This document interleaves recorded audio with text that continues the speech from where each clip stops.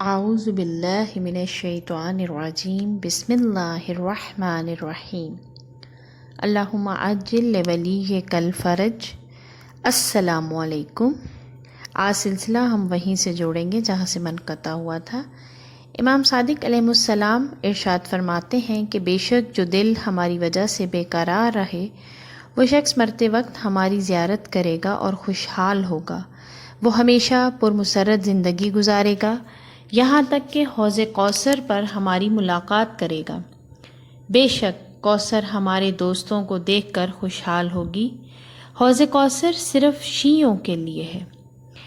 ایسی ڈسکشن میں شرکت کرنا، ایسی محافل میں شرکت کرنا، ایسی مجالس میں شرکت کرنا کہ جس میں امام زمانہ اجل اللہ تعالی فرج شریف کے فضائل ہوں، تو یہ ایک محبت کی نشانی ہے اور خیرات کے مترادف ہے، لہٰذا اس میں ہمیں سبقت کرنی چاہیے۔ اللہ فرماتا ہے فاستبقوا الخیرات، نیکی کے کاموں میں سبقت کرو۔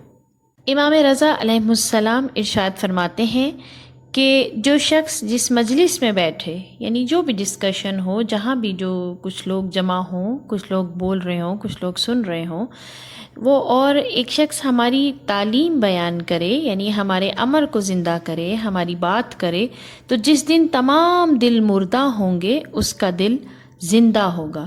لیکن اسی ضمن میں امام صادق فرماتے ہیں کہ اس کا ایک دوسرا رخ ہے، یعنی پکچر کا جو دوسرا رخ ہے وہ کیا ہے کہ جس مجلس میں لوگ جمع ہوں، جو ڈسکشن ہو رہی ہو، جہاں لوگ سن رہے ہوں، بات کر رہے ہوں، لیکن وہاں اللہ اور ہمیں یاد نہ کیا جائے، یعنی ہمارا ذکر نہ کیا جائے، تو مولا فرماتے ہیں کہ وہ مجلس حسرت کا سبب ہوگی۔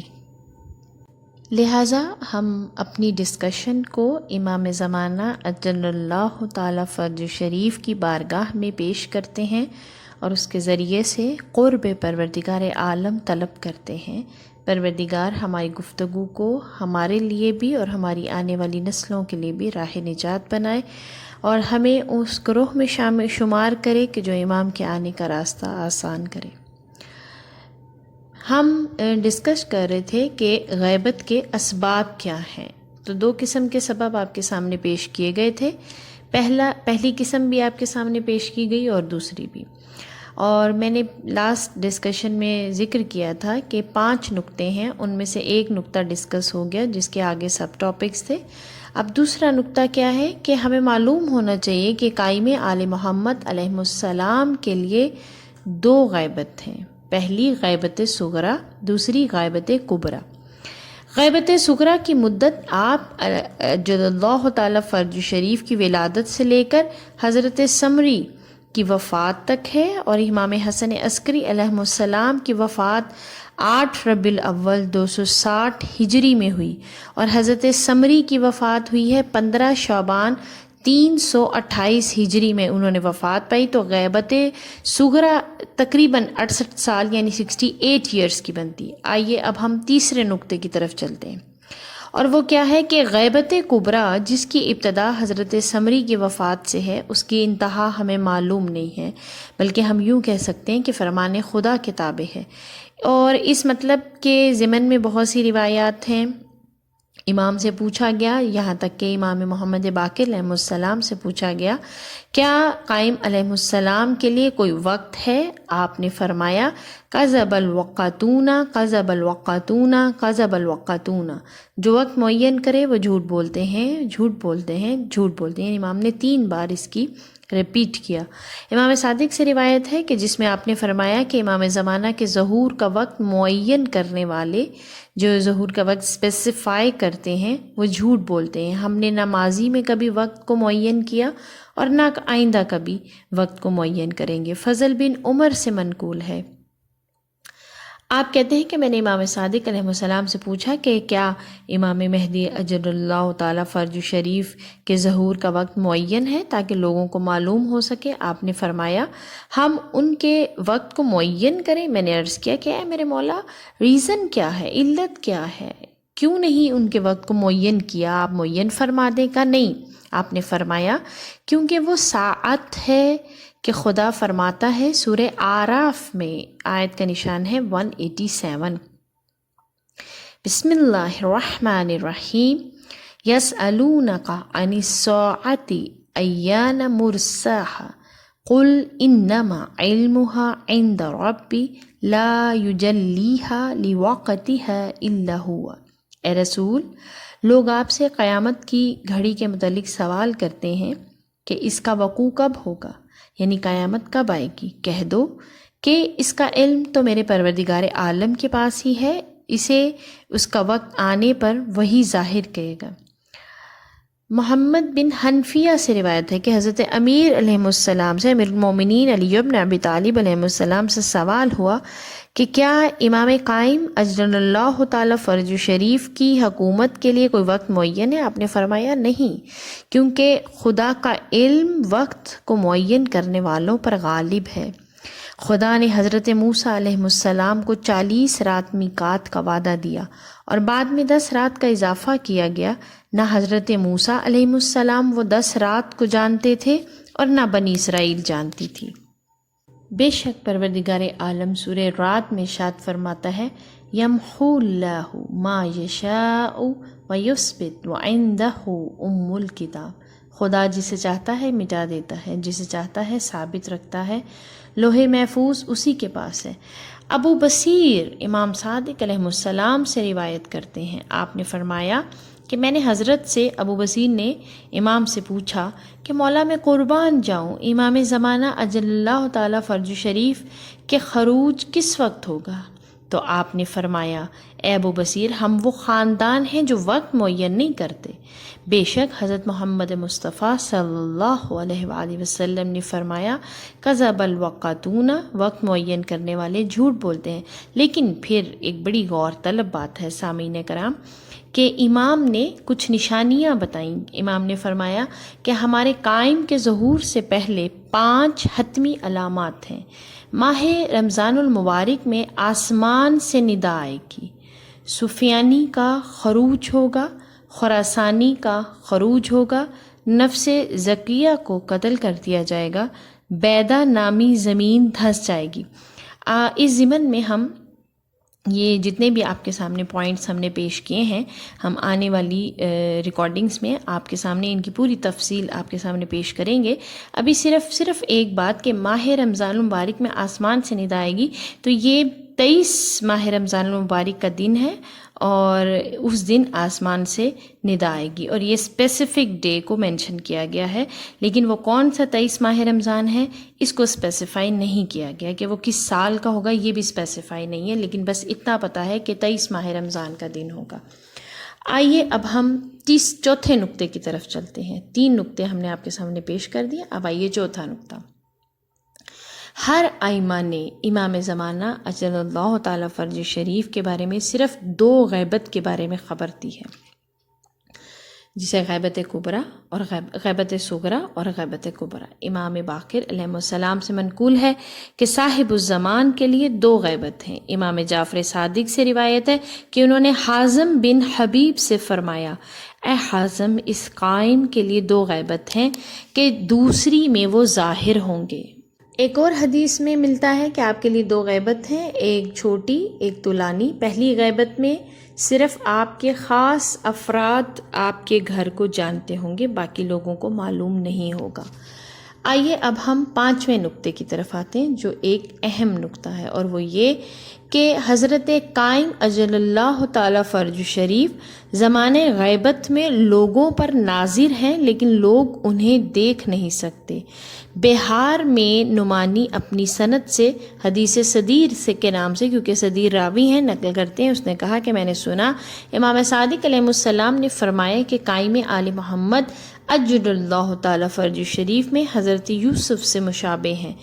حضرت یوسف مصر کے بادشاہ تھے، اور یہ درمیانہ فاصلہ، یعنی حضرت یوسف اور ان کے بھائیوں کے درمیانہ فاصلہ صرف 18 دن کا تھا، یعنی اتنا شارٹ پیریڈ تھا۔ حضرت یوسف جو مصر کے بادشاہ تھے اور ان کے بھائیوں کے مابین صرف 18 دن کا فاصلہ تھا۔ اگر اللہ چاہتا تو حضرت یوسف کو جگہ بتا دیتا، بس یہ امت کیسے انکار کرتی ہے کہ خدا نے آپ اجل اللہ تعالی فرج شریف سے وہی معاملہ کیا ہے جو حضرت یوسف علیہ السلام کے ساتھ ہوا ہے۔ لیکن جب حضرت یوسف کو اجازت دی گئی، جب ان کے بھائیوں نے پوچھا کہ تم یوسف ہو، تو آپ نے فرمایا کہ ہاں میں وہی یوسف ہوں۔ تو اسی طرح امام فرماتے ہیں کہ تمہارا مظلوم پیشوا جس کا حق غصب ہو گیا اور صاحب امر ان کے درمیان رفت و آمد رکھتا ہے، لوگوں کے بازاروں میں جاتے ہیں، ان کے ساتھ گھومتے پھرتے ہیں، ان سے ملاقات کرتے ہیں، لیکن لوگ انہیں نہیں پہچانتے۔ جب تک خدا انہیں اذن نہ دے گا وہ ظہور کا اعلان نہیں کریں گے۔ جب اللہ ان کو اذن دے گا تو ان کے ظہور کا اعلان آسمانی ندا سے ہوگا۔ امام صادق علیہ السلام سے روایت ہے کہ آپ نے فرمایا، لوگ امام زمانہ علیہ السلام کو نہیں دیکھیں گے، پس وہ حج کے موسم میں ان کے ساتھ حاضر ہوتے ہیں لیکن لوگ دیکھنے سے قاصر ہیں۔ اب آئیے ہم آگے ایک اور اہم نقطے کی طرف آپ کی توجہ دلاتے ہیں۔ سامعین کرام، ہمارے اکثر ذہن میں یہ خیال آتا ہے کہ امام کی غیبت اتنی طولانی ہونے کا باعث کیا ہے۔ ہم نے بہت سارے سبب آپ کی خدمت میں پیش کیے، اور ایک سبب اور جو ہم آپ کی خدمت میں پیش کرنا چاہیں گے وہ یہ کہ امام کی غیبت اس قدر طولانی ہے، غیبت کبریٰ کے طولانی ہونے کا باعث بے شک جہاں ہمارے اعمال ہیں اور جہاں اور بہت سارے اسباب ہیں، ان میں ایک اور سبب بھی ہے، اور وہ یہ ہے کہ اس کے بارے میں امام صادق علیہ السلام فرماتے ہیں۔